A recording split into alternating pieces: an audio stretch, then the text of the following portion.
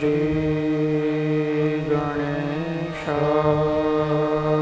नमः। श्रीसरस्वत्यै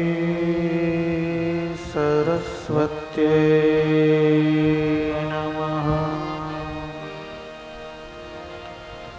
वंशे विभूषितकरा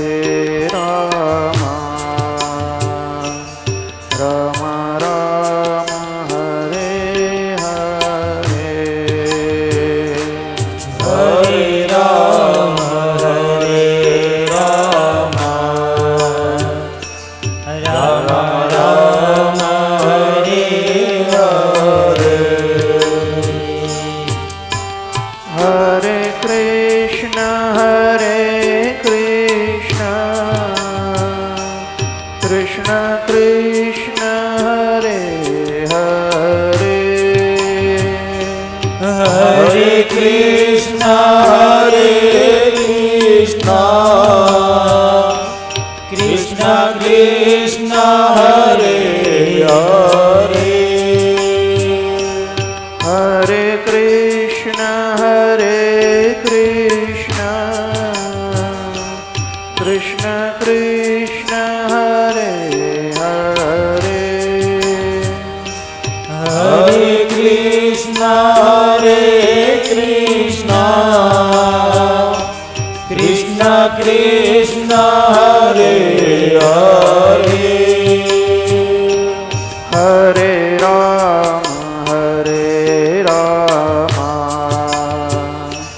राम राम हरे हरे हरे राम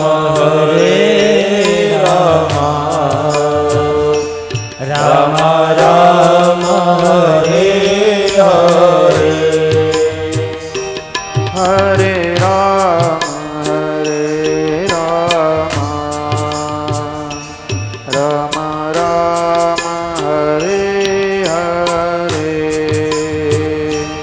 हरे राम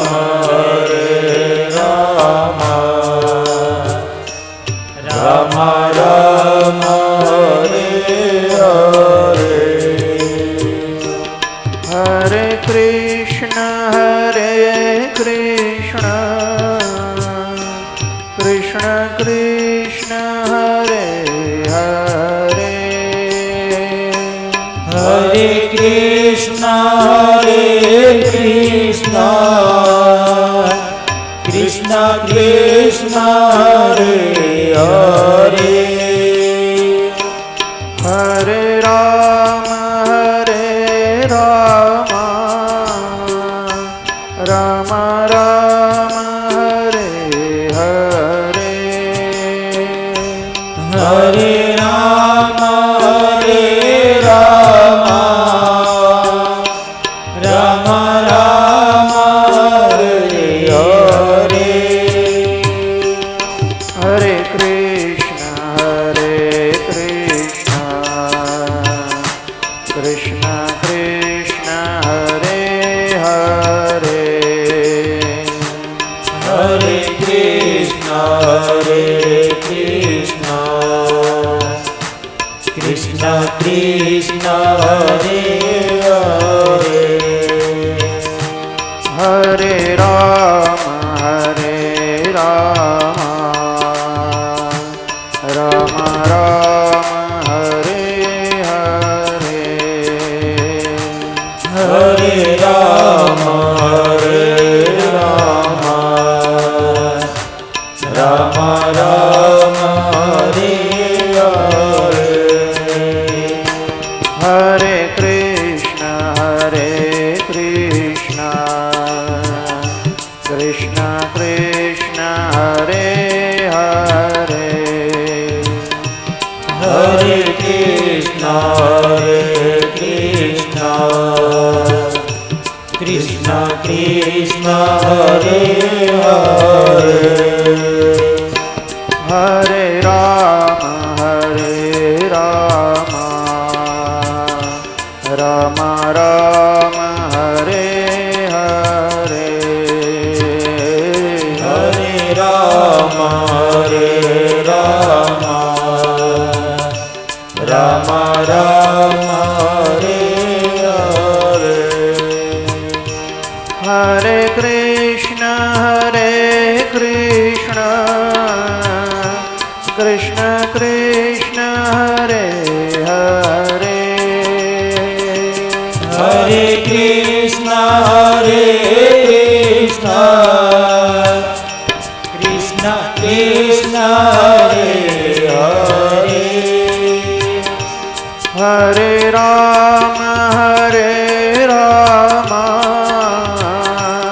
राम राम हरे हरे हरे राम राम राम हरे हरे हरे कृष्ण कृष्ण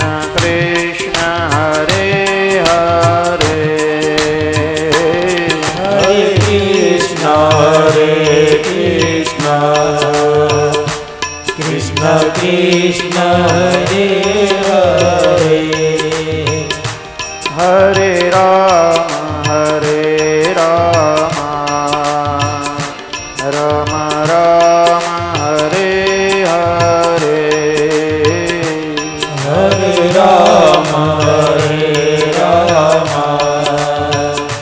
राम राम हरे हरे राम राम हरे हरे राम राम हरे हरे कृष्ण कृष्ण हरे हरे कृष्ण कृष्ण हरे हरे राम राम हरे हरे राम राम हरे हरे कृष्ण कृष्ण हरे हरे कृष्ण कृष्ण हरे हरे बोलिए श्री द्वारिकाधीश की जय।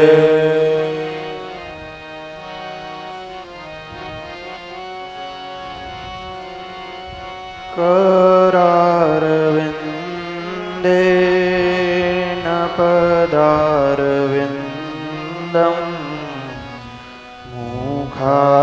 मुखारविन्दे विनिवेशयन्तम्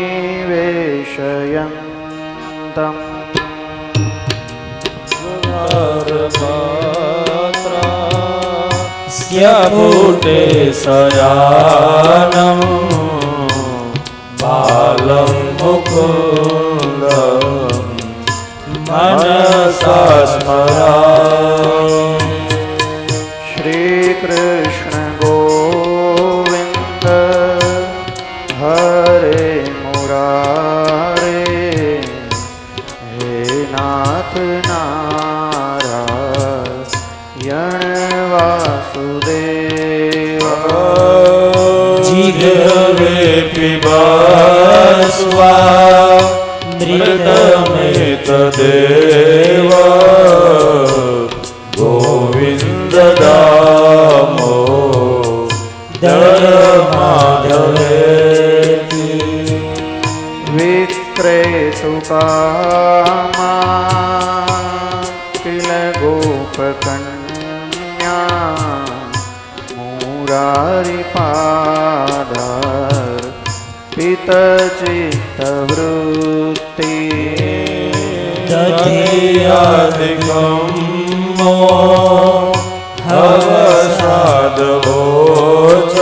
हवसादवोचत् गोविन्द दामोदर माधवेति गृहे गृहे गो पवधूकदम्बा सर्वे मिलित्वा समवाप्य योगा पुण्यानि निपठन्ति नित्यं गोविन्द दामोदर माधवेति सुखं शयाना निलये निजेति नामानि विष्णो प्रवदन्ति मर्त्या ते निश्चितां मयतां व्रजन्ते गोविन्द दामोदर माधवेति जिह्वे सदैवं भज सुन्दराणि नामानि कृष्णस्य मनोहराणि समस्त भक्तारतीनासनानि गोविन्द दामोदर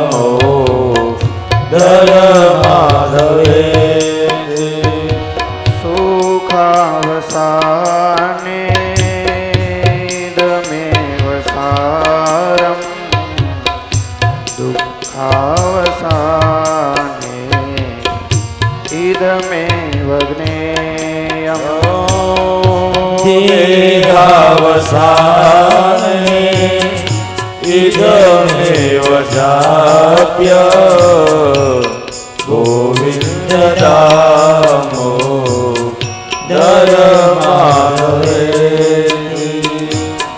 શ્રી કૃષ્ણ રાધા ગોકુલેશ ગોપાલ ગોવર્ધનનાથ વિષ્ણુ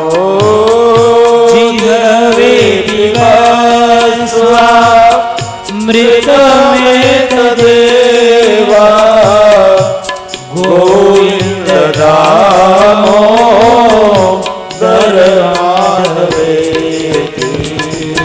શ્રી કૃષ્ણ ગોવિંદ હરે મુરારે હે નાથ નારાયણ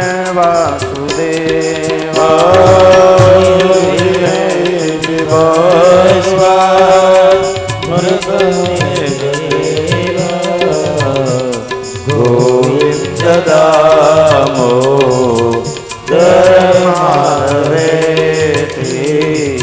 ગોવિંદ દામોદર માધવે ગોવિંદ માધવ સ્તોત્રનો પ્રેમથી પાઠ જે કરે દામોદર દયાદાને સહજે ગોલોક સંચરે બોલીએ શ્રી લક્ષ્મીનારાયણ ભગવાન કી જય શ્રી જાનકી વલ્લભ ભગવાન કી જય શ્રી કરુણામયી માત કી જય શ્રી રાધા કૃષ્ણ ભગવાન કી જય શ્રી ચંદ્રમૌલેશ્વર મહાદેવ શ્રી હનુમાનજી મહારાજ કી જય શ્રી વેદ પુરુષ ભગવાન કી જય શ્રી સોમનાથ મહાદેવ કી જય શ્રી દ્વારિકાધીશ કી જય શ્રી બિલેશ્વર મહાદેવ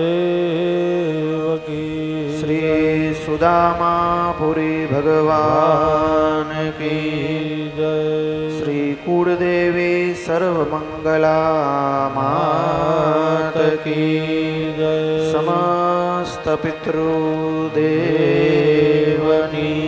જય ઓમ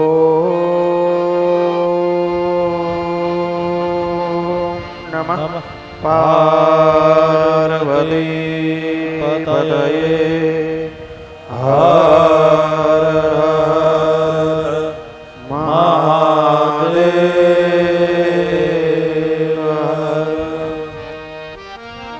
સૌને જય શ્રી કૃષ્ણ, જય સિયારામ, સૌને પ્રણામ.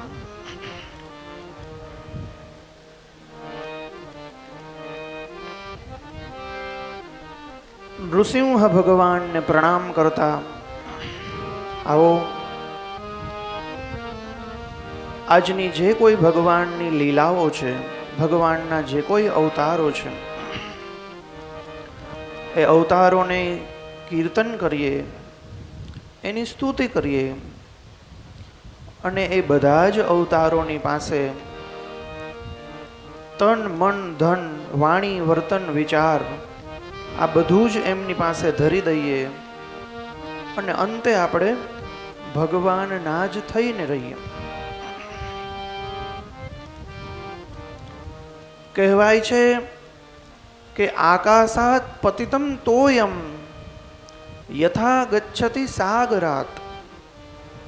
જેવી રીતે આકાશાત એટલે કે આકાશથી પડેલું જે તોયમ એટલે કે જે પાણી છે, એ પાણી યેન કેન પ્રકારેણ અંતે તો સમુદ્રમાં જ મળે છે. આકાશાત પતિતમ તોયમ યથા ગચ્છતિ સાગરાત. બસ એવી જ રીતના સર્વદેવ નમસ્કારમ કેશવમ પ્રતિગચ્છતિ.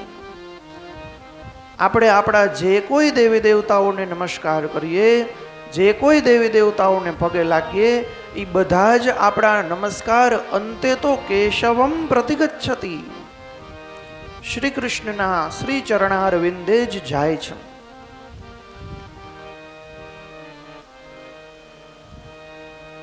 જે જેનું અંશ હોય એ ત્યાં જાય. બસ એવી જ રીતના આ વિનમ્રતા છે, આ જે આદર ભાવ છે, આ જે પ્રણામ છે, આપણે જે વંદન કરીએ છીએ, એ બધું જ ભગવાનનો અંશ છે. એટલે ભગવાનના શ્રી ચરણ કમળમાં જાય છે.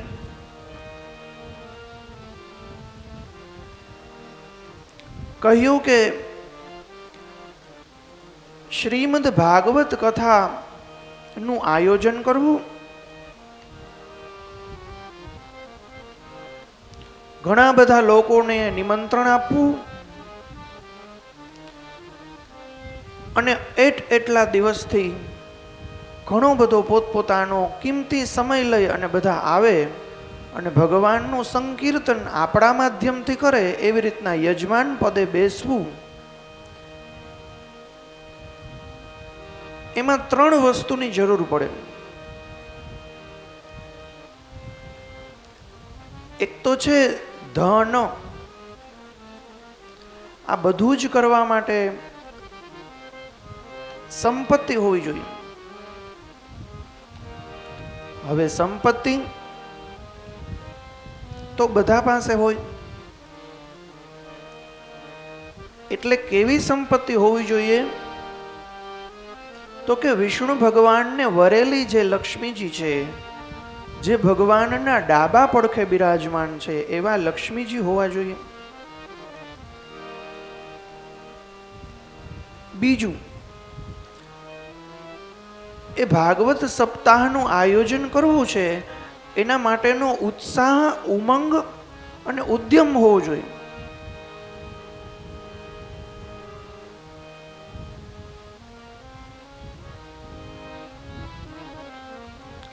ત્રીજું કે આ બંને વસ્તુ પણ કદાચ મળી જાય, પણ ત્રીજી વસ્તુ એવી છે કે બહુ અલભ્ય છે. એ ત્રીજી વસ્તુ એટલે ભાગ હોવું જોઈએ. ભાગ આપણા કર્મની અંદર લખાયેલું હોવું જોઈએ. વિધાતાએ જે લેખ લખેલા છે ને, એની અંદર આનો શું અવસર મળવો, નિર્વિઘ્નતા પૂર્વક આ વિચાર કરવો અને એ વિચારની ઉપર આચરણ કરવું, અને એ શ્રેષ્ઠ આચરણ પ્રેરણાદાયક બને. જેમની કથા છે એવા પરમાનંદ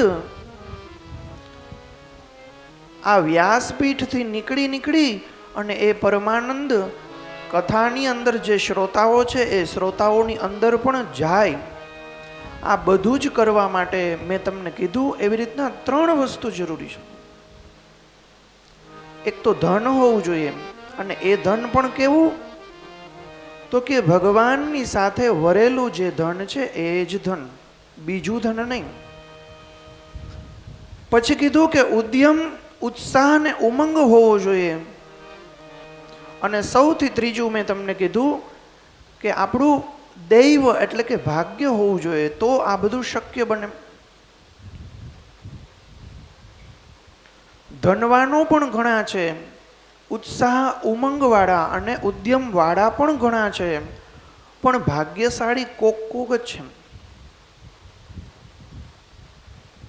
અને એ 3 વસ્તુ જેમને મળે એ ભાગવતજીનું આવી રીતના પૂજા પાઠ કરી શકે, એમની કથાનું ગુણાનુવાદ સાંભળી શકે અને એની અંદરથી જે મળેલો પરમાનંદ છે, જે નિજાનંદ છે, એ નિજાનંદનો પ્રત્યક્ષ અનુભવ કરી શકે.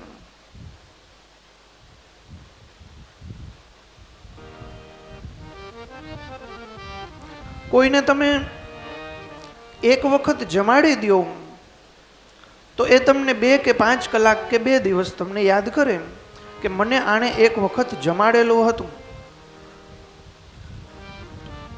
પણ જો તમે કોઈને રસોઈ બનાવતા જ શીખવાડી દો તો તમને એ આજીવન યાદ કરે કે અત્યારે અમારું જે પોષણ થાય છે એ પોષણ તો એટલે થાય છે કે મને એ વ્યક્તિએ રસોઈ બનાવતા શીખવાડી છે. બસ એવી જ રીતના આ ભાગવત કથાની અંદર કોઈને આપણે 1 શ્લોક કે 2 શ્લોક સંભળાવીએ તો થોડો ઘણો આનંદ થાય, પણ આવી જ રીતના 7 દિવસનો સંકલ્પ લઈ અને બધાને બોલાવી અને આગ્રહપૂર્વક, જે નજીકના હોય એમને દૂર આગ્રહપૂર્વક એટલે તમારે તો આવવું જ જોશે, તમારા વિના નહીં ચાલે, એવી રીતના બોલાવીએ અને એમનો જે પરમાનંદ આપણે એમને આપી શકીએ એ તો આજીવન સુધી યાદ રહે છે. માટે કરી અને મહાત્મ્યમાં જ આપણે સાંભળ્યું કે જન્માંતરે ભવેત પુણ્યમ તદા ભાગવતમ લભેત. અનેક જન્મના પુણ્ય જો ભેગા થયા હોય ને તો જ આપણને ભાગવતજીની કથાનો શ્લોક સાંભળવા મળે.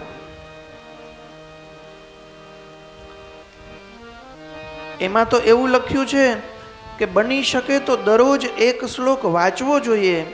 જો એટલો પણ સમય ન હોય તો અડધો શ્લોક વાંચવો જોઈએ. જો એટલો પણ સમય ન હોય તો અડધી લીટી વાંચવી જોઈએ. અને એટલો પણ સમય ન હોય તો ખાલી ભગવાનનું નામ બોલવું જોઈએ, રામ.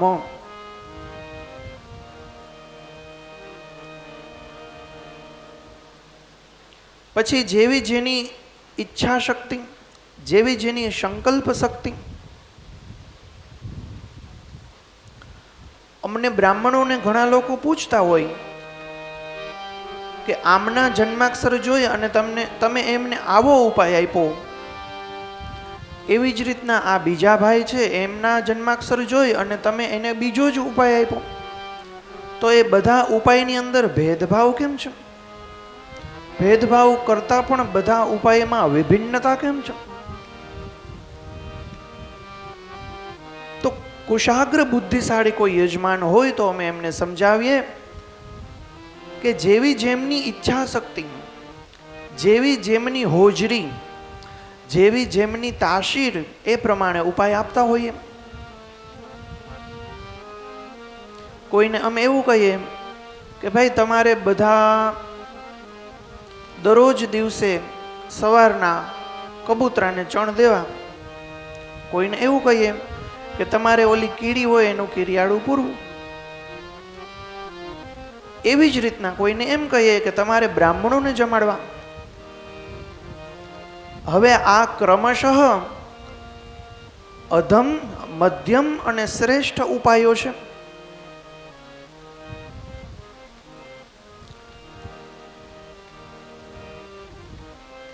તો કથાની અંદર પણ એવું જ છે કે ભાઈ જેમની જેવી હોજરી હોય, તાસીર હોય, એ પ્રમાણે એ વસ્તુનું ગ્રહણ કરી શકે. આપણે આટલું બધું એક જ દિવસમાં જો કહી દઈએ તો એનાથી જેટલું પાચન થાય એટલું હોય એ સ્વીકારી શકે, બીજું બધું ભૂલી જાય. એટલા માટે ધીરે ધીરે શાંતિથી અને ક્રમાનુસાર, પહેલે દિવસે ક્યાં સમાપ્તિ હોય, બીજે દિવસે કથાનો જે પ્રસંગ છે ક્યાં પરિપૂર્ણ થાય, ત્રીજે દિવસે ક્યાં પરિપૂર્ણ થાય, એવી જ રીતના ધીરે ધીરે આપણે આ કથાનું વાંચન કરીએ છીએ, સાંભળીએ છીએ.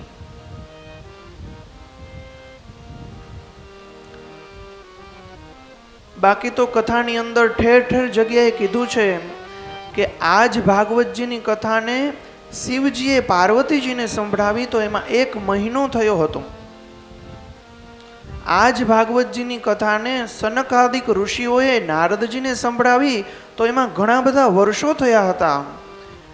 એટલે કહેવાનો અર્થ એવો કે આ જ કથા એવી છે કે ક્યારેય પૂરી જ નથી થતી. આ તો સદા સર્વદા ચાલી આવે છે. આપણે વિચાર તો કરીએ કે હજારો વર્ષથી આ હજી જૂનું નથી થયું. પુરાણ છે જેમનું નામ પુરાપી અધુના પુરાપી નૂતનમ. પુરાણ છે પણ નૂતન છે. અને ભાગવતજીમાં તો લખેલું જ છે, કહે છે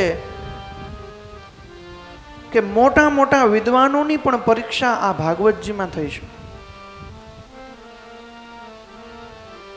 કેવું બને?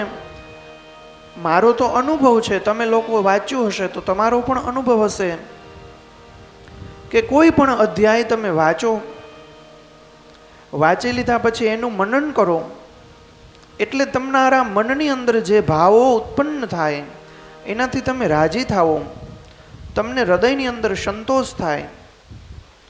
હવે એ જ અધ્યાય તમે પાછો મહિના દિવસ પછી એ જ અધ્યાય વાંચો અને તમારા મનની અંદર જે ભાવો થાય એ ઓલા કરતાં પણ વિશેષ હોય, શ્રેષ્ઠ હોય. કારણ કે આ નવનીત છે. જેમ શેરડીના સાઠાની અંદરથી શેરડીનો રસ નીકળતો જ રહે છે, નીકળતો જ રહે છે, બસ એવી જ રીતના પુનઃ અપી પુનઃ વારંવાર જો આનું અધ્યયન કરવામાં આવે તો એમની અંદરથી જે મન શુદ્ધ થાય એમાંથી અનેક પ્રકારના સંકલ્પો વિકલ્પો આપણી સામે આવતા હોય છે. આપણા જીવનના નવા માર્ગ આપણને ચિંધાડતા હોય છે. આપણી બુદ્ધિ પવિત્ર થતી હોય છે. આવો તો એ જ કથાની અંદર આપણે નિમજ્જન કરીએ, સ્નાન કરીએ. હમણાં આપણે જે બધી ચર્ચાઓ કરી એ જ બધી ચર્ચાઓ ના વિષયકની અંદર પ્રશ્ન પૂછે છે. આપણે કાલે જ્યાંથી પરિપૂર્ણ કર્યું એ જ જગ્યાએથી આગળ ચાલીએ તો ગૃહસ્થ માણસો માટેનો શું ધર્મ છે, મોક્ષ ધર્મનું શું વર્ણન છે એની ચર્ચા કહે છે નારદજી યુધિષ્ઠિરને. નારદજી કહે છે કે હે યુધિષ્ઠિર, કેટલાક બ્રાહ્મણોની નિષ્ઠા કર્મમાં છે. કર્મ કરીએ એ સાચું. કારણ કે ગીતાજીએ ભગવાને ગીતાજીમાં કીધું છે કે કર્મણ્યૈ વૈ સંસિદ્ધિમ આસ્થિતા જનકાદય. હે અર્જુન, કર્મ દ્વારા જ જનક વગેરે મહાન વિભૂતિએ મોક્ષ ધર્મને પ્રાપ્ત કર્યો છે. એટલે કર્મ જ શ્રેષ્ઠ છે. કહે છે કે હે યુધિષ્ઠિર, ઘણા બ્રાહ્મણોની નીતિ રીતિ અને પ્રીતિ કર્મમાં છે. કેટલાક લોકોની તપમાં છે, કેટલાકની વેદોના સ્વાધ્યાયની અંદર અને પ્રવચનોમાં છે, કેટલાકની શ્રદ્ધા આત્મજ્ઞાનના સંપાદનમાં છે અને કેટલાક બ્રાહ્મણોની શ્રદ્ધા વિશ્વાસ અને ભરોસો યોગની અંદર છે.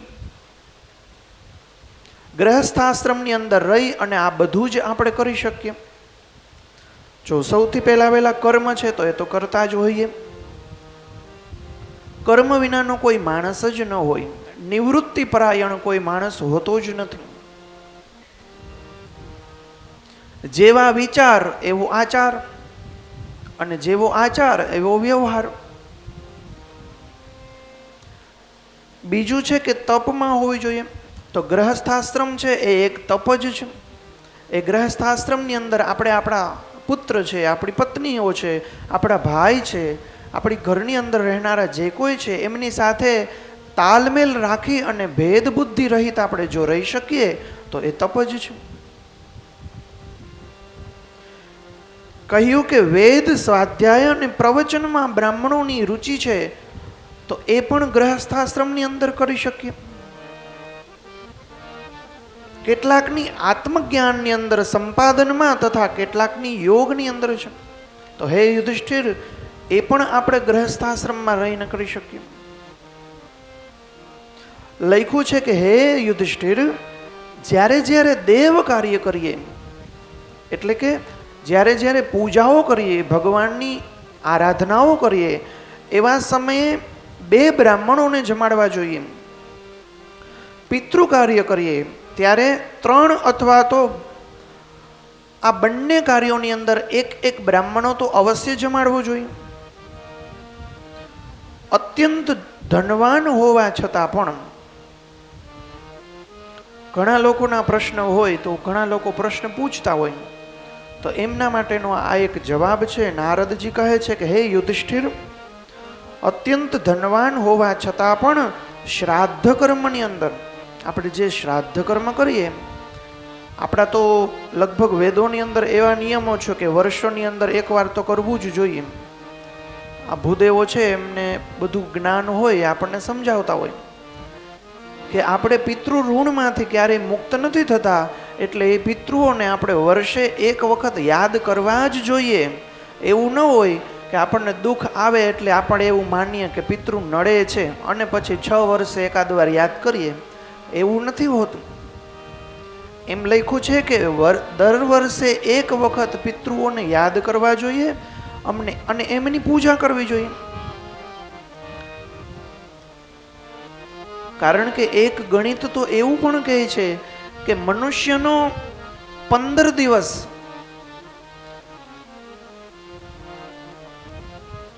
એટલે દેવતાઓ, કિન્નરો, ગંધર્વો, અસુરો આ બધાના દિવસની ગણતરીઓ કરી છે. તેમાં લખ્યું છે કે મનુષ્યનું 1 વર્ષ થાય ત્યારે પિતૃઓનો 1 દિવસ થાય છે.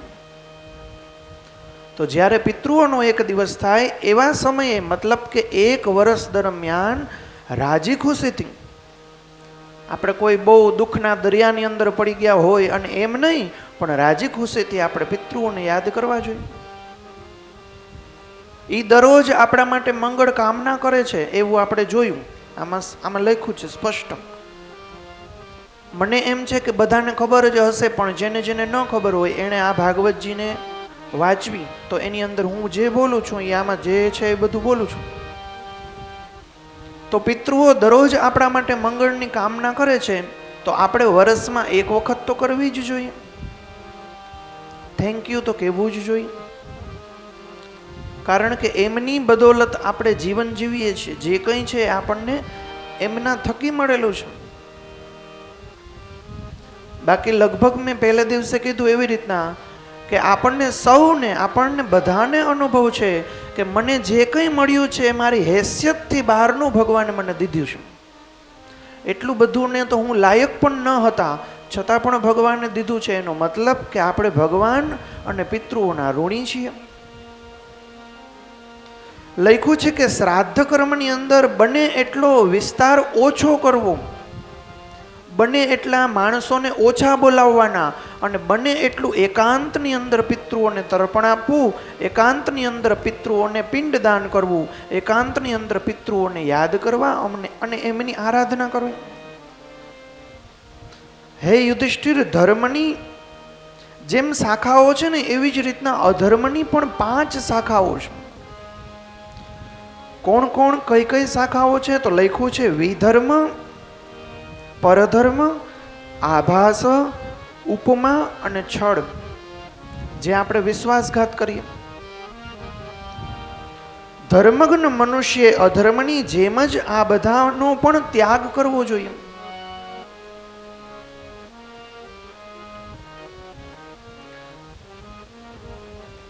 જેમ પગમાં પગરથા પહેરીને ચાલનારને કાંકરા કે કાંટાનો ભય રહેતો નથી, બસ તેવી જ રીતના જેના મનની અંદર સંતોષ હોય તેને માટે સદા અને સર્વદા સર્વત્ર સુખ જ રહેલું છે.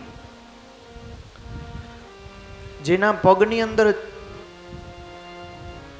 પગરખા પહેર્યા હોય એમને ઓલા કાંટા અને કાંકરાનો ભય નથી રહેતો. બસ એવી જ રીતના સંતોષસ્ય પરમ નિધાનઃ, સંતોષસ્ય પરમ સુખમ એવું કીધું કે દુનિયાની અંદર સર્વ પ્રથમ કોઈ સુખ હોય તો એ સંતોષ છે. દુઃખની તો આપણે વાત કરી લીધી કે દુનિયામાં મોટા દુઃખ બે જ છે, એ મેં તમને કીધું હતું. એવી જ રીતના સૌથી મોટું સુખ કોઈ હોય તો એ સંતોષ છે. ભૂખ અને તરસ મટી ગયા પછી ખાવા પીવાની કામનાનો અંત થઈ જાય છે. આપણે પાણી પી લઈએ પછી આપણને તરસ નથી લાગતી, આપણે જમી લઈએ પછી આપણને ભૂખ નથી લાગતી. ક્રોધ પણ પોતાનું કામ કર્યા પછી શાંત થઈ જાય છે, તરત જ શાંત થઈ જાય છે. આ બધા અધર્મના અંગો છે. ક્રોધ કહે છે કે હે યુધિષ્ઠિર, પરંતુ મનુષ્ય પૃથ્વીની સમસ્ત દિશાઓને જીતી લે છતાં પણ તેમનો લોભ શાંત નથી થતો. એને લોભ તો વધતો જ જાય છે, જેમ ક્રોધ તરત શાંત થાય છે, પણ લોભ નથી થતો. હે યુધિષ્ઠિર, સંકલ્પોના પરિત્યાગથી કામને સંકલ્પ કરીએ, એના પરિત્યાગથી કોને જીતી શકીએ? તો કે કામને જીતી શકીએ. આ કામ એટલે કે ઈચ્છાઓ. કામનાઓના ત્યાગથી ક્રોધને જીતી શકીએ. સંકલ્પ કરીએ એટલે આપણી કામનાઓ, બીજી બધી કામનાઓ સાઈડમાં રહી જાય. આપણે જે સંકલ્પ કર્યો છે એમાં જ આપણું ચિત્ત લાગેલું રહે. પછી તો કે કામનાઓનો ત્યાગ જેવો કરો છો એવો ક્રોધ શાંત થાય. સંસારી જનો જેને અર્થ કહે છે, અર્થ એટલે રૂપિયા પૈસા, તેને અનર્થ સમજીને આપણે લોભનો ત્યાગ કરી શકીએ, લોભથી દૂર રહી શકીએ. તત્વના વિચારોથી ભયને આપણે જીતી શકીએ. તત્વના વિચાર એટલે આ બધું, આ બધા જ જે કંઈ આની અંદર સંદેશા ઉપદેશા લખ્યો છે એ બધો જ ઉપદેશ આપણા ભયને ભગાડે છે. અને ભય જેની અંદર હોય ને એ જીવન જીવી ન શકે. ક્રોધની અંદર જીવી શકે, લોભમાં પણ જીવી શકે, અદેખાઈમાં પણ જીવી શકે. બીજા ભલે ન જીવે, આપણે જીવી શકીએ જો અદેખાઈમાં હોય તો. ક્રોધમાં જીવન જીવી શકીએ, બીજા ન જીવે તો કાંઈ નહીં. ઘરની અંદર રહેનારા હોય એ બધા તડફડવા માંડે, પણ આપણે જીવન જીવી શકીએ. પણ લખ્યું છે માણસ ભયની અંદર જીવન વ્યવસ્થિત રીતના જીવન નથી જીવી શકતો. કારણ કે ભય છે ને એ એમના મનને બાળી નાખે છે.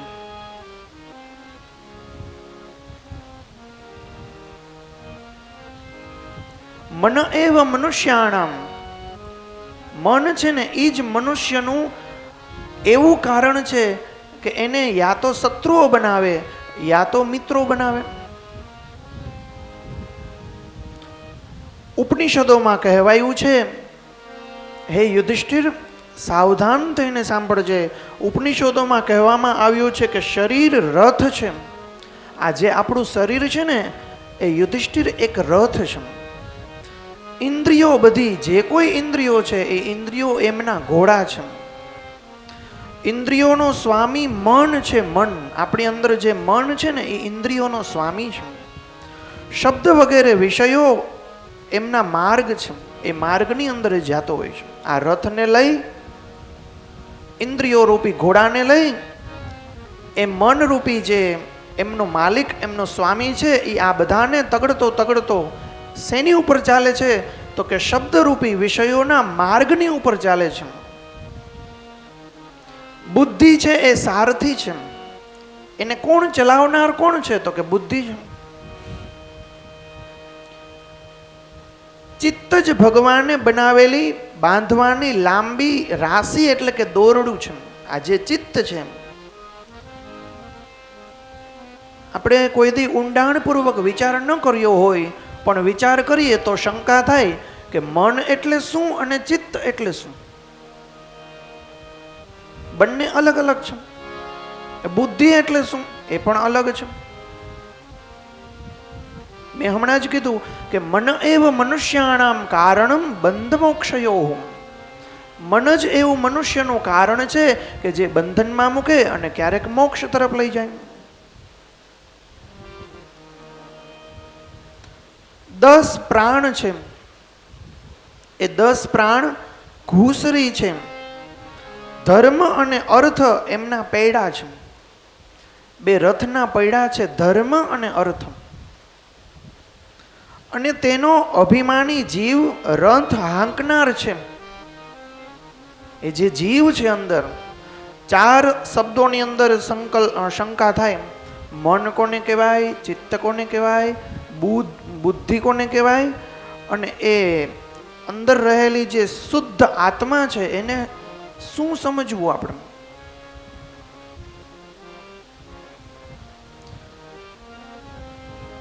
શુદ્ધ જીવાત્મા છે ને એ બાણ છે, બાણ. અને પરમાત્મા છે ને એ લક્ષ્ય છે. ઓમકાર વડે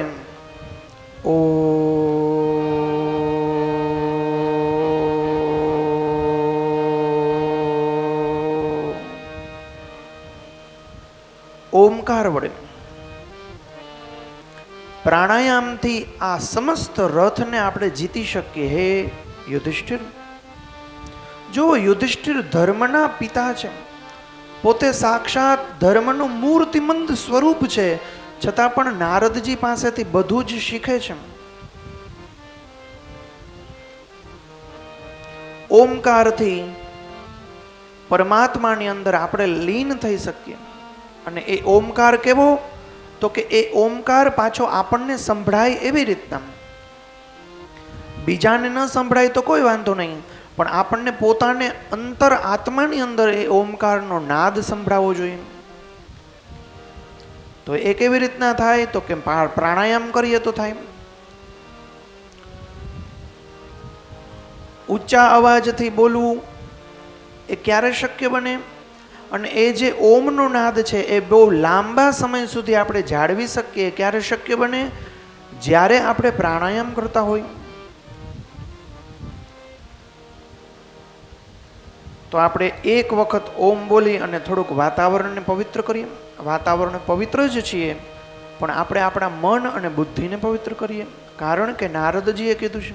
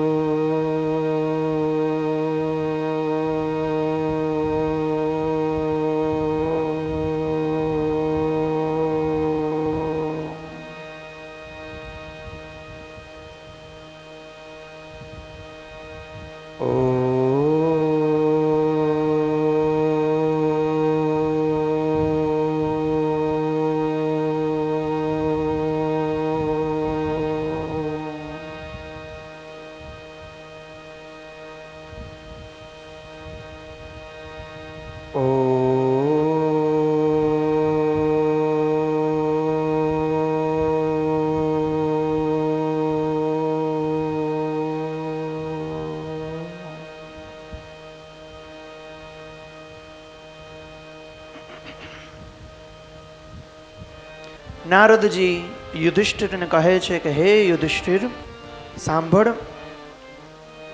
પૂર્વ જન્મમાં, આની પહેલાના જન્મ અને એમની પહેલાના જન્મમાં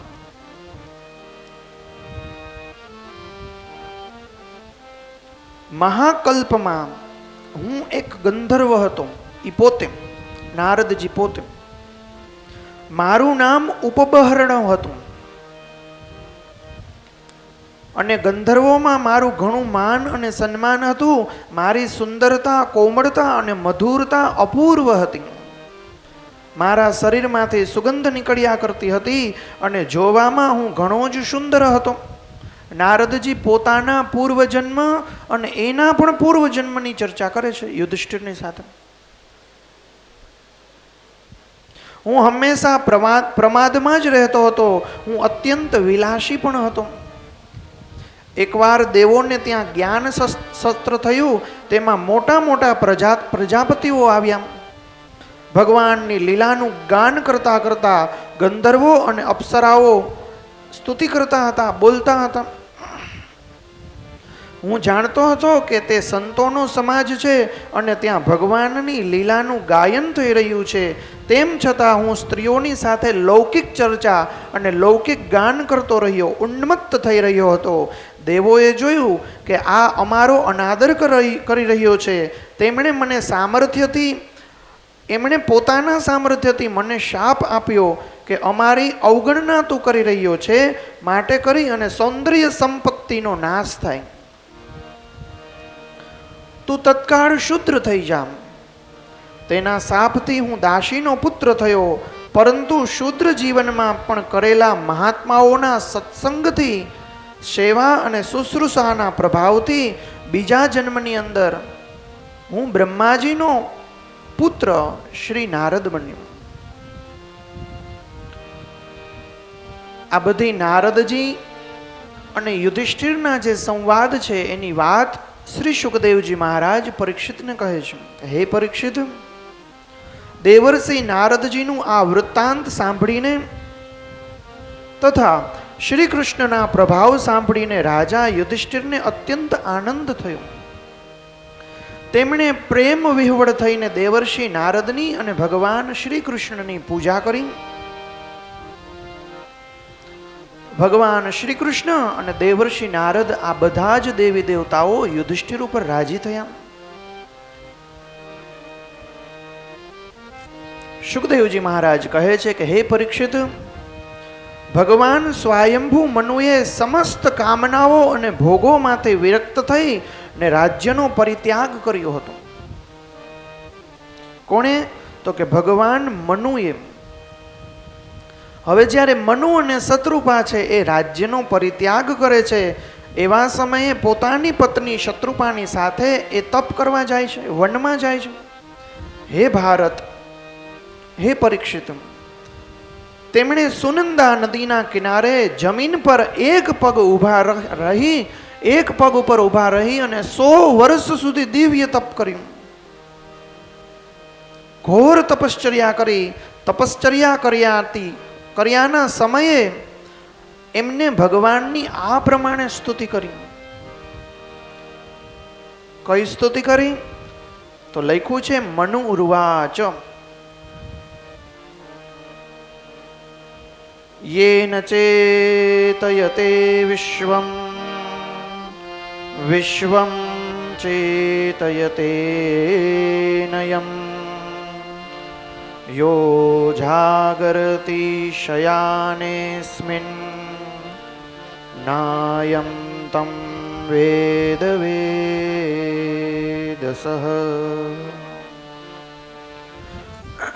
મનુ મહારાજે સ્તુતિ કરી, જેમની ચેતનાના સ્પર્શ માત્રથી આ વિશ્વ ચેતન થાય છે, પણ જેમને આ વિશ્વ ચેતના આપી નથી શકતું, જેવો વિશ્વના સૂઈ ગયા પછી પણ પોતે જાગતા હોય છે, પ્રલય પછી પણ પોતે જાગતા હોય છે, જેમને વિશ્વ જાણતું નથી પણ જેવો વિશ્વને જાણે છે, એવા પરમપિતા ભગવાન પરમ ચૈતન્ય અમે સૌ તમને પગે લાગીએ છીએ. તેઓ પોતે જ રચેલી માયામાં રહીને પોતાના કર્મ વડે મનુષ્યોને ઉપદેશ આપે છે. તેવો જ સઘળા ધર્મોના પ્રવર્તક અને પ્રાણદાતા બને છે. એવા હે શ્રી હરિ ભગવાન અમે સૌ તમને પગે લાગીએ છીએ. સુખદેવજી રાજા પરીક્ષિતને કહે છે કે હે પરીક્ષિત, બીજા મનુ સ્વારોચીશ થયા. આ પહેલા મનુ હતા જેમણે સ્તુતિ કરી. હવે બીજા મનુ. સૃષ્ટિની અંદર આ બધા હોદ્દા છે, આ બધા પદ છે. આ પદની અંદર ઘણીવાર વ્યાસજી આવતા હોય, પછી બીજા વ્યાસજી આવતા હોય, ત્રીજા વ્યાસજી આવતા હોય. એક ઇન્દ્ર આવે, પછી બીજા ઇન્દ્ર આવે, પછી ત્રીજા ઇન્દ્ર આવે. બસ એવી જ રીતના પહેલા મનુ હતા એ ભગવાનની સ્તુતિ કરી અને ભગવાનના ચરણ શરણ પામ્યા. લખ્યું છે કે હે પરીક્ષિત, બીજા મનુ સ્વારોચીશ નામના થયા. તેઓ અગ્નિના પુત્ર હતા. ત્રીજા મનુ ઉત્તમ થયા. તેઓ પ્રિયવ્રતના પુત્ર હતા. ચોથા મનુનું નામ હતું તામસ. તેઓ ત્રીજા જે મનુ ઉત્તમ હતા ને એમના સગા ભાઈ હતા. આ મન્વંતરોમાં ભગવાન શ્રી મેધા ઋષિના પત્ની હિરણીના ગર્ભથી હરિ રૂપે અવતાર લીધો. આ જ અવતારમાં તેમણે મગરમચ્છથી ગજેન્દ્રનું રક્ષણ કરેલું હતું. હરિ અવતાર લીધો એટલે આપણે બોલીએ શ્રી હરિનારાયણ ભગવાન કી જય.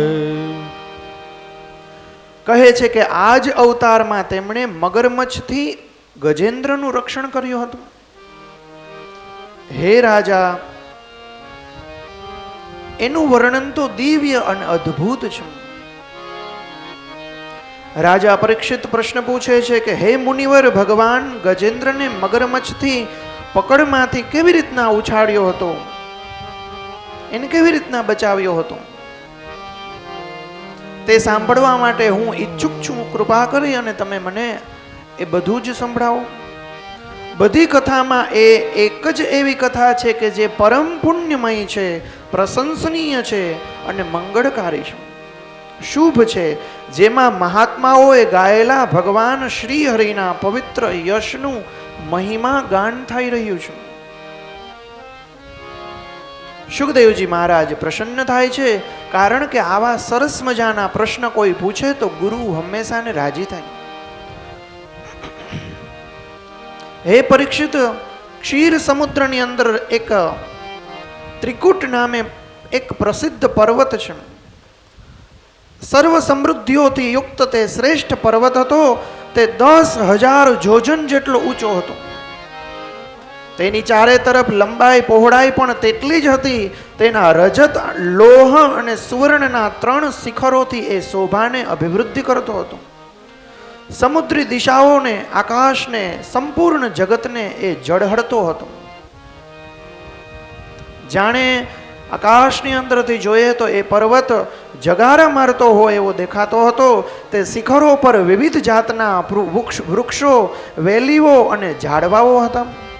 તે ત્રિકૂટ પર્વત ઝરણાઓના કલકલ ધ્વનિથી ગૂંજતો હતો.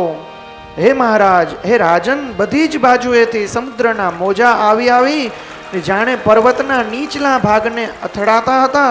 જાણે એવું લાગતું હતું કે પર્વત રાજના પગ પખાડી રહ્યા હોય. તેની ગુફાઓમાં સિદ્ધો, ચારણો, ગંધર્વો, વિદ્યાધરો, નાગો, કિન્નરો, અપ્સરાઓ વગેરે વિહરણ કરતા રહેતા હતા. ઉદ્યાનની અંદર, ઉદ્યાન એટલે બગીચો, બગીચાની અંદર સુંદર સુંદર પક્ષીઓ મધુર કલરવ કરતા રહેતા હતા. તે પર્વતમાં ઘણી જ નદીઓ હતી અને સરોવર પણ હતા. હે રાજન, તે ત્રિકૂટ પર્વતની અંદર જાણે ભગવાનનું જ ઐશ્વર્ય હોય એવું બધું દેખાતું હતું. તેમનું પાણી ઘણું જ નિર્મળ હતું. તેમના કાંઠે મણીઓથી જાણે મણીઓની રેતી હોય એવી રીતના રેતી ચમકતી હતી. તેમાં દેવાંગનાઓ સ્નાન કરતી હતી. તેથી તેનું એ પાણી અત્યંત નિર્મળ અને સુગંધિત હતું. તે સૌરભ લઈને એટલે કે સુગંધ લઈને શીતળ પવન લહેરાતો રહેતો હતો. તે પર્વતની તળેટીમાં ભગવાનના પ્રેમી મહાત્મા વરુણ, પર્વતની તળેટીની અંદર ભગવાનના પ્રેમી એવા વરુણ ભગવાનનો એક ઉદ્યાન હતો. ઉદ્યાન એટલે બગીચો. તેનું નામ હતું ઋતુમાન. તેમાં દેવાંગનાઓ આવી અને ઘણી વખત ક્રીડાઓ કરતી હતી. ઉદ્યાનમાં ઘણું વિશાળ એક સરોવર હતું અને તેમાં સોનેરી કમળો ખીલી રહ્યા હતા. તે પર્વતના ઘોર જંગલમાં ઘણી બધી હાથરણીઓ અને હાથીઓ રહેતા હતા. એમાં એક ગજેન્દ્ર નામનો હાથી હતો જે હાથીઓનો સરદાર હતો. તે મોટા મોટા શક્તિશાળી હાથીઓનો સરદાર તો એવો હતો કે જાણે એ ચાલે તો સંપૂર્ણ પર્વત ડામાડોલ થતો હોય. હાથણીઓની સાથે ચાલે કાંટણા, કીચક, વાંસ, નેતર વગેરેની ગીચ ઝાડીઓની અંદર જ્યારે જ્યારે જાય જાણે એવું લાગે કે મોટા મોટા વૃક્ષોને રગદોડતો એ હાથી ચાલતો હોય. તેનાથી સિંહ અને વાઘ જેવા હિંસક પ્રાણીઓ પણ બીતા હતા. તે ગજેન્દ્રની પાછળ પાછળ હાથીઓના અને હાથણીઓના નાના નાના બચ્ચાઓ પણ ચાલતા હતા. મોટા હાથીઓ અને હાથણીઓ પણ તેને વીંટળાઈને ચાલી રહ્યા હતા. તેના ગંડમસ્તકમાંથી ઝરતા મધનું પાન કરવા માટે જાણે ભમરાઓ આમ તેમ ઉડી રહ્યા હતા. મધને લીધે તેની આંખો ચંચળ થઈ રહી હતી. એ સમયે સૂર્ય ભગવાન મધ્યાહનના સમયે તીવ્ર તડકો હતો. એ તીવ્ર તડકો હોવાથી એમનું શરીર આખું આકુળ વ્યાકુળ થઈ રહ્યું હતું. તેને તથા તેના સાથીઓને તરસથી પીડાતા હતા. તરસ લાગી ત્યારે દૂરથી જ કમળની પરાગથી સુવાસિત વાયુની ગંધ આવી અને એ ગંધની સાથે સાથે જ એ લોકો ચાલવા લાગ્યા. જોયું તો એક સરોવર હતું જેની શીતળતા અને સુંદર સુગંધ અનુપમ હતી. તે સરોવરનું પાણી અત્યંત નિર્મળ અને અમૃત જેવું મધુર હતું. ગજેન્દ્ર પહેલા તો તે પાણીમાં પ્રવેશી અને પોતાની સૂંઢ ઉછાળી ઉછાળી અને મન ભરીને પાણી પીવે છે. અને પછી તો તેમાં તે ખૂબ જ પ્રકારનું સ્નાન કરે છે. ઘણી બધી વાર સ્નાન કરે છે અને પોતાના થાકને વિશ્રામ આપે છે. ગ્રહસ્થ પુરુષની જેમ તે ગજેન્દ્ર મોહગ્રસ્ત થઈ અને પોતાની સૂંઢથી પાણીના ફુવારા છોડી છોડી અને એમની સાથે જે હાથણીઓ હતી એમને પણ નવડાવતો હતો. તેમના બચ્ચાને પણ નવડાવતો હતો અને તેમના મોઢામાં સૂંઢ નાખી અને એ બધાને પાણી પીવડાવતો હતો. ભગવાનની માયાથી મોહિત થયેલો તે ગજેન્દ્ર ઉન્મત્ત થઈ રહ્યો હતો. તે બિચારાને એવો ક્યાં ખ્યાલ હતો કે મારા મસ્તક ઉપર મૃત્યુ ભમી રહ્યું છે. જેમ ગ્રહસ્થના લોકો પોતાના પુત્ર પરિવારની અંદર પાગલ થઈ ગયા હોય, બસ એવી જ રીતના આ પોતાના પરિવારની અંદર પાગલ થઈ અને એનું જીવન વ્યાપન આવી રીતના કરતો હતો.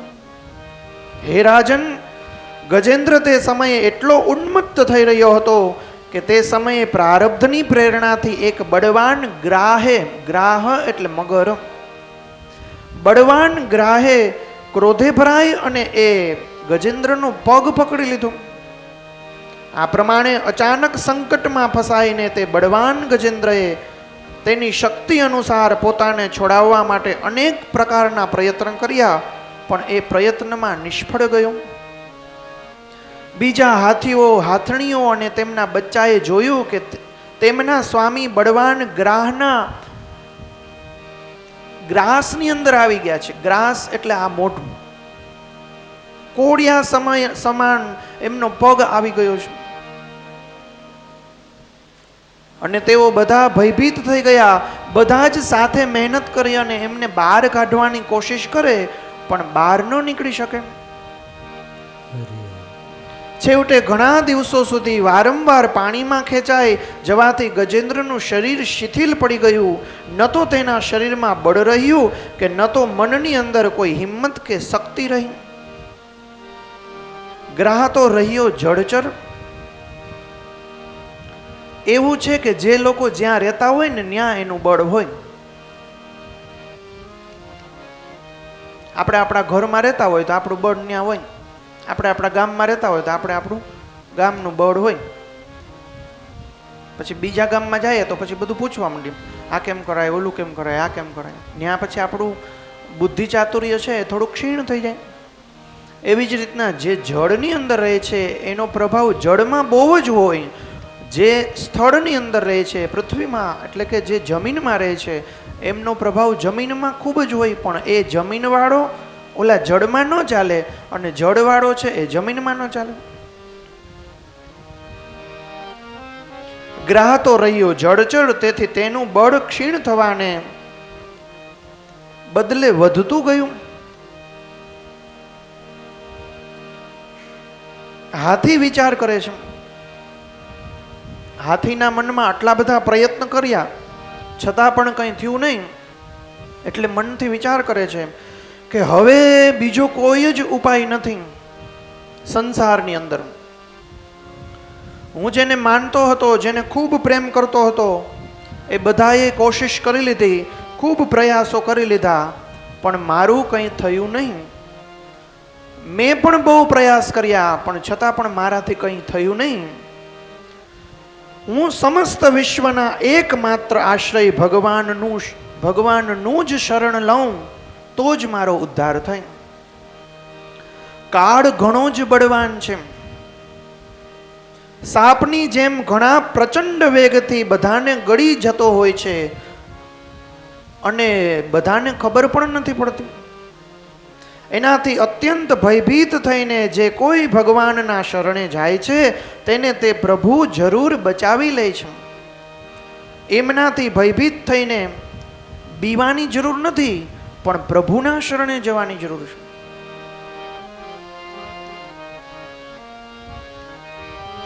જેમ કોઈ પોતાના કામ કરવા માટે દોડ મૂકે, બસ એવી જ રીતના જ્યારે આપણે ભગવાનને પોકારીએ ને તો ભગવાન દોડ મૂકીને આપણને પકડવા માટે આવે, આપણને બચાવવા માટે આવે, આપણે ઉદ્ધાર કરવા માટે આવે. ત્યારે ભગવાનની જે સ્તુતિ કરે છે એ જ સ્તુતિ આપણે કીર્તનના સ્વરૂપની અંદર સાંભળીએ, થોડું આપણા મન અને વાણીને પવિત્ર કરીએ. नीर पीवन हेतु गयो सिंधु के किनारे, नीर पीवन हेतु गयो सिंधु के किनारे, सिंधु बीच बसत ग्राम शरण लई पछाड़े, સિંધુ બીચ બસત ગ્રામ શરણ લઈ પછારે. हे गोविंद हे गोपाल अब तो जीवन हारे, હે ગોવિંદ હે ગોપાલ અબ તો જીવન હારે. चार प्रहर युद्ध भयो लई गयो मजदारे, ચાર પ્રહર યુદ્ધ भयो લઈ ગયો મજધારે. चार प्रहर युद्ध भयो लई गयो मजदारे, ચાર પ્રહર યુદ્ધ भयो લઈ ગયો મજધારે. नाक कान डूबन लागे कृष्ण को पुकारे, नाक कान डूबन लागे कृष्ण को पुकारे. नाक कान डूबन लागे कृष्ण को पुकारे, हे नाक कान डूबन लागे कृष्ण को पुकारे. द्वारिका में शब्द गयो शोर भयो बारे, द्वारिका में शब्द भयो शोर भयो भारे, द्वारिका में शब्द गयो शोर भयो बारे, द्वारिका में शब्द गयो शोर भयो भारे. शंख चक्र गदा पद्म गरुड़ लई सिधावे, शंख चक्र गदा पद्म गरुड़ लई सिधारे. हे गोविंद हे गोपाल अब तो जीवन हारे. हे गोविंद हे गोपाल अब तो जीवन हारे. हे गोविंद राखो शरण अब तो जीवन हारे. हे गोविंद हे गोपाल अब तो जीवन हारे. हे गोविंद हे गोपाल अब तो जीवन हारे. हे गोविंद हे गोपाल अब तो जीवन हारे. मेरा पीवन हेतु गयो सिंधु के किनारे. नीर पीवन हेतु गयो सिंधु के किनारे. मेरा पीवन हेतु गयो सिंधु के किनारे. नीर पीवन हेतु गयो सिंधु के किनारे. हे सिंधु बीच बसत ग्राम चरण लई पछारे. सिंधु बीच बसत ग्राम चरण लई पछारे. हे गोविंद हे गोपाल अब तो जीवन हारी. हे गोविंद हे गोपाल अब तो जीवन हारे. चार प्रहर युद्ध भयो शोर भयो भारे. चार प्रहर युद्ध भयो शोर भयो भारे. चार प्रहर युद्ध भयो शोर भयो भारे. चार प्रहर युद्ध भयो